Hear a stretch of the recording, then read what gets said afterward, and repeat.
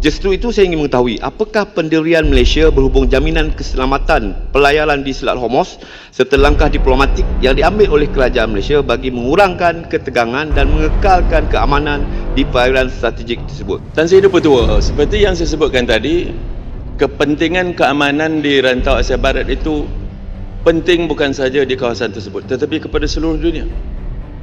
Maka seluruh dunia memandang dan juga memantau dan memerhatikan rundingan ratifikasi MOU yang ditandatangani pada baru-baru ini, dan mereka ada 60 hari. Apa yang merisaukan kami betul-betul itu sebabnya 2 hari lepas selepas Selat Hormuz dibuka, Amerika mengatakan Selat Hormuz dibuka, Iran mengatakan Selat Hormuz dibuka, tetapi Iran 2 hari lepas mengatakan kita tutup semula Selat Hormuz. Apa sebab? Sebab terdapatnya pihak yang mahu melihat supaya gencatan senjata sementara ini diganggu-gugat. Ada pihak yang tidak mahu melihat supaya peperangan ini ditamatkan di timur, di Asia Barat itu, iaitu Israel. Israel seboleh mungkin mahu melihat supaya Iran ini dimusnahkan. Maka ada pihak yang berkepentingan yang kita lihat secara diplomatik dari segi pandangan dunia diplomatiknya, ada pihak yang mahu menggagalkan rundingan damai di antara Iran dan Amerika ini. Itu sebabnya walaupun termaktub di dalam MOU 14 perkara tersebut secara total pengunduran termasuk di Lebanon.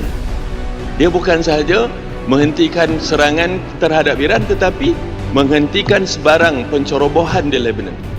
Itu Iran letak. Tetapi Israel terus mengebom Lebanon. Apa maknanya? Apa isyaratnya? Apa signal yang nak dibagi oleh Israel kepada dunia bahawa mereka tidak mahu melihat ketenteraman dan keamanan wujud di kawasan ini kerana mereka mempunyai kepentingan. Jadi ini merupakan suatu perkara Tampin, ya, perkara yang seluruh masyarakat antarabangsa perlu bersama-sama memberi tekanan berterusan terhadap Israel. Tetapi yang menjadi masalahnya sekarang ialah Israel.